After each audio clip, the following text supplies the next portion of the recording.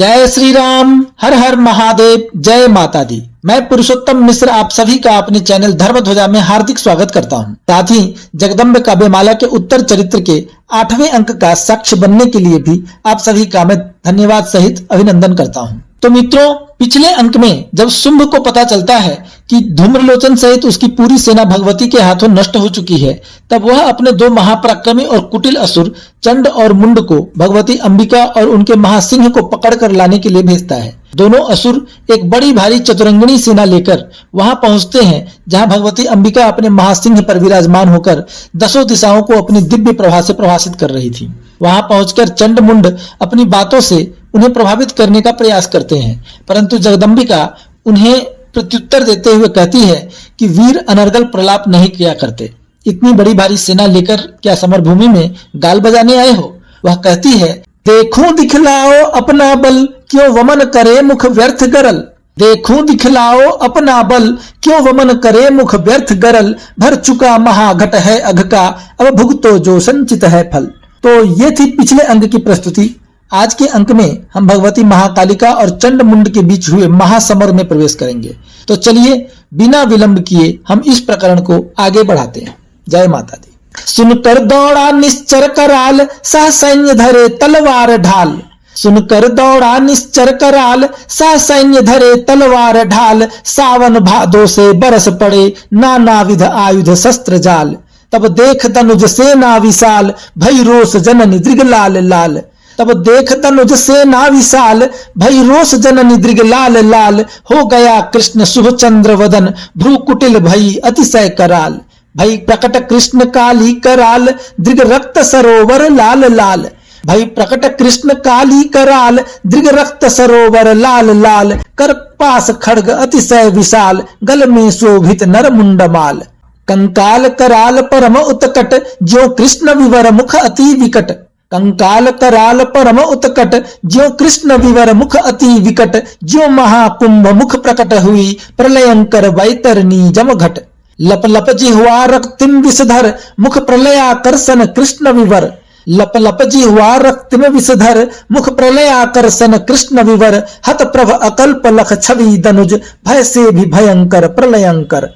खटवांग धरे अद्भुत विचित्र, तन वसन चर्म धारे सुचित्र। खटवांग धरे अद्भुत विचित्र, तन वसन चर्म धारे सुचित्र। नरमुंड माल उर पर विभत्स, यो धरे रूप जननी पवित्र। भगवती की बातें सुनकर वे महाभयानक दैत्य तलवार ढाल लेकर अपनी पूरी सेना के साथ उन पर धावा कर दिए, और इसके साथ ही चारों तरफ श्रावण भादों में जैसे जल बरसते हैं, उसी प्रकार अस्त्र शस्त्रों की भयानक वृष्टि प्रारंभ हो गई। असुरों की उस विशाल सेना को अपनी तरफ बढ़ती देखकर भगवती की आंखें रोष से लाल हो गईं। उनका सुंदर चंद्र बदन काला पड़ गया और उनकी भ्रुकुटियों पर बल पड़ गए। इस प्रकार वहां पर महाकालिका प्रकट हुई। उनकी आंखें जैसे दो विशाल रक्त के कुंड थे।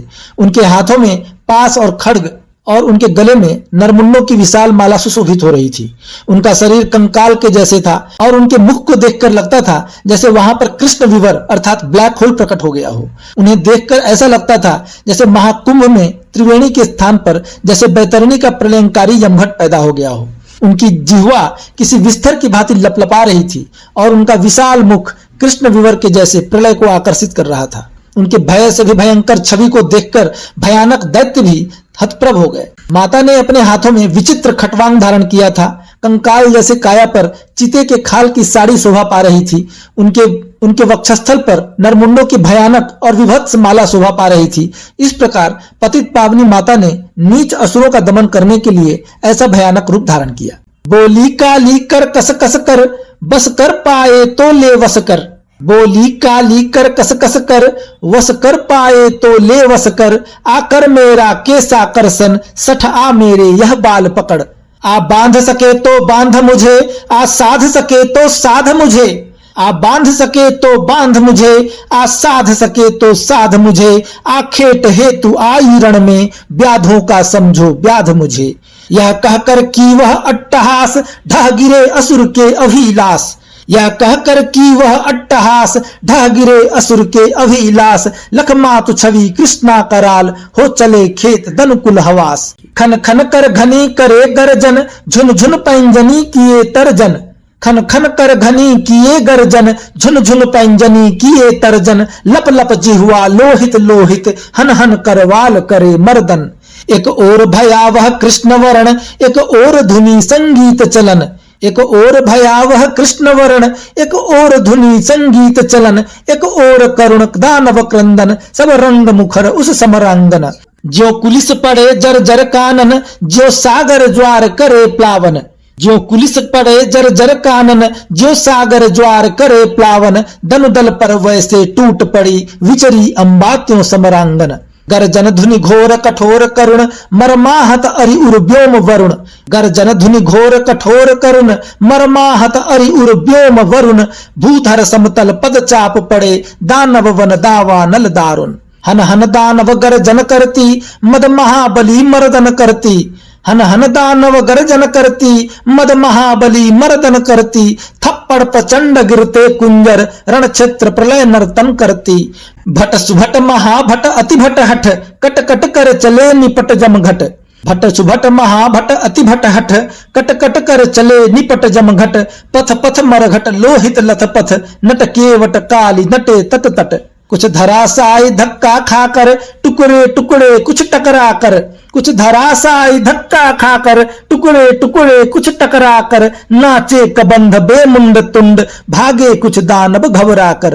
रथ रथी सारथी सहवाहन, एक कौर काली के विकटानन, रथ रथी सारथी सहवाहन, एक कौर काली के विकटानन, सह सैन्य तुरंग रथी कुंजर, स्वाहा कुंडी काली पावन। कंकाल कलेवर अति खरतर, दल दल कर कौर निकर निश्चर, कंकाल कलेवर अति खरतर, दल दल कर कौर निकर निश्चर, अतृप्त निरंकुशहीन सवर, ज्यों अंतहीन जगदम्ब जठर। कच कच कट कट सब चबर चबर, लहु फेन मेद उपरोष्ठ अधर, कच कच कट कट सब चबर चबर, लहु फेन मेद उपरोष्ठ अधर, संग्राम अकल्प अतुल दारुण, परिदृश्य परम तम प्रलयंकर। तब देख दलित सेना प्रचंड, हो क्रुद्ध कलुषमय चंड मुंड, तब देख दलित सेना प्रचंड, हो क्रुद्ध कलुषमय चंड मुंड, ताने सायक के महाजाल, घेरे देवी दानव उदंड। छोड़े बहु अग्नि बाण निकर, बहु चक्र सुदर्शन दिव्य प्रखर, छोड़े बहु अग्नि बाण निकर, बहु चक्र सुदर्शन दिव्य प्रखर, सब अस्त्र मातु तन भय अस्त, तम वारी बूझे ज्यों दिनकर। कट कट कर कस कटु अट्टहास, भय हृदय मचाई मातु त्रास, कट कट कर कस कटु अट्टहास, भय हृदय मचाई मातु त्रास, तम प्रभ जगदम्बा अंतहीन, कुंठित कलुषित सठ सब प्रयास। हठ धरी चंडिका चंड केस, काटी सिर धर रह गया शेष, हठ धरी चंडिका चंड केस, काटी सिर धड़ रह गया शेष, बेमुंड मुंड महिरुंड गिरा, मिट गया धरा का सारा क्लेश। बोली काली कौशिकी मराल, धर मुंड उभय दानव कराल, बोली काली कौशिकी मराल, धर मुंड उभय दानव कराल, वध करो शुंभ निशुंभ स्वयं, है शेष बहुत वाहिनी विशाल। जो चंड मुंड प्रतिघात किए, चामुंडा जग विख्यात भय, जो चंड मुंड प्रतिघात किए, चामुंडा जग विख्यात भय, बहु लिखा अल्प लीला अनंत, जो आद्य वंद्य जग मातु किए, बहु लिखा अल्प लीला अनंत, जो आद्य वंद्य जग मातु किए। तब महाकाली ने भयानक और कठोर वाणी में उन दैत्यों को कहा कि अरे दुष्ट, तुम मुझे वश में करना चाहते हो तो लो मुझे अपने वश में करके देखो। ये देखो मेरे बाल, आओ, यदि तुम में हिम्मत है तो आओ और मेरे बालों को पकड़कर मुझे घसीट कर ले चलो। अरे मूर्खों, यदि मुझे बांध सकते हो तो बांध कर देखो, यदि मुझे साध सकते हो तो साध कर देखो। मैं तो तुम्हारे आखेट के लिए ही आई हूं और मुझे तुम आज शिकारियों का शिकार करने वाला महाशिकारी समझो। यो कहकर महाकाली ने प्रबल अट्टहास किया। यह देखकर समस्त राक्षसों के जीवन की अभिलाषा समाप्त हो चली। उनकी प्रलयंकारी छवि को देखकर समस्त सेना के होशो हवास उड़ गए। फिर भगवती युद्ध में कूद पड़ी। उनके हाथों के कंगन खन खन करके गरज उठे। उनकी पैंजनी झनझन करके दानवों को डराने लगी। उनकी विशाल जिह्वा रक्त से लाल लाल होकर किसी विषधर सर्प की भांति लपलपाने लगी और उन्होंने अपने विशाल खड्ग से दैत्यों का संहार करना प्रारंभ कर दिया। जैसे सूखे वन में बिजली गिर जाए, जैसे सागर में सुनामी आ जाए, उसी प्रकार दैत्यों की उस महान सेना में माता ने धावा कर दिया। उनका कर्कश अट्टहास इतना भयानक और कठोर था कि उसे सुनकर असुर ही क्या, आसमान और सागर भी थर्रा उठे।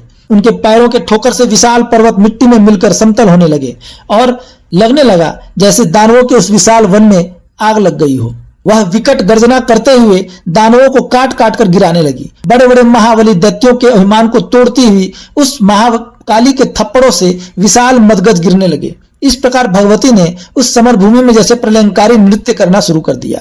बड़े बड़े वीर, महावीर, अतिवीर भगवती के हाथों से मर मर कर यमलोक की तरफ जाने लगे। समर भूमि में कहीं भी पैर रखने लायक स्थान नहीं बचा। वहां पर चारों तरफ रक्त, मज्जा और मेदा ही व्याप्त था। परंतु महाकालिका उस समर में सतत नृत्य कर रही थी। वो जैसे केवट बनकर उस समर के तट अर्थात किनारे पर दैत्यों को इस दुनिया से यमपुरी की तरफ भेज रही थी। कुछ दैत्य उनके धक्के से ही धराशायी हो गए, कुछ उनसे टकराकर चूर चूर हो गए। चारों तरफ बिना सिर के धड़ नाचने लगे। यह अवस्था देखकर अनेक दानव रण छोड़कर भाग खड़े हुए। महाकाली एक एक कौर में अनेक रथ, सारथी, घोड़ों और रथियों को एक साथ ही अपने विकराल मुख में डाल लेती थी। हाथी, घोड़ों समेत पूरे दानव सैन्य को वह भक्षण करने लगी, जैसे यज्ञ में आहुति दी जा रही हो। वह देखने में तो कंकाल जैसी थी, लेकिन वह कौर कौर में दानवों के दल को निवाला बना बनाकर खाने लगी। फिर भी उनको तृप्ति नहीं हो रही थी। ऐसा लगता था जैसे उनकी भूख समूचे सृष्टि को खाकर भी शांत नहीं होगी। वे असुरों को चबर चबर कर चबाने लगी, जिससे उनके अधर और उपरोष्ठ दोनों रक्त, मांस और मज्जा से सन गए। वह संग्राम इतना भयानक था जैसे लगता था यही प्रलय काल हो। तब भगवती के इन कृत्यों को देखकर चंड और मुंड दोनों ने बाणों की भयानक वर्षा प्रारंभ करके भगवती को उससे पूरी तरह से आच्छादित कर दिया। उन्होंने अनेक अग्निबाण मारे, अनेकों सुदर्शन चक्र छोड़े, अनेक अस्त्र शस्त्रों से महाजाली को जैसे ढकने लगे। परंतु जैसे सूर्य सायंकाल में अंधेरे में डूब जाता है, उसी तरह वे समस्त शस्त्रजाल महाकाली के कृष्ण काया में विलीन हो गए। उनका कुछ भी प्रभाव उन पर नहीं पड़ा। उनके अस्त्र शस्त्रों को पीकर महाकालिका ने कठोर अट्टहास किया। उस अट्टहास को सुनकर जैसे भय का भी हृदय फटने लगा। भगवती का वह कृष्ण वर्ण प्रभासित हो रहा था और इस प्रकार उन असुरों के सारे प्रयास व्यर्थ हो रहे थे। फिर तो भगवती काली ने चंड के केसों को पकड़ लिया और उसके सिर को बड़ी ही आसानी से जबरदस्ती काट लिया।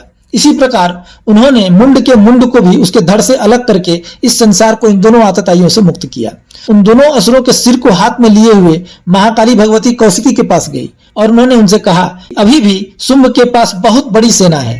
अब तुम शुंभ और निशुंभ सहित उसकी पूरी सेना का स्वयं ही संहार करो। चंड और मुंड का विनाश करने के कारण महाकाली चामुंडा नाम से विख्यात हुई। भगवती की लीलाएं अपरंपार हैं, अनंत हैं। मैं मूढ़ बुद्धि भला उसका क्या वर्णन कर सकता हूँ। तो मित्रों, आज का यह अंक यहीं पर समाप्त होता है। जय माता दी।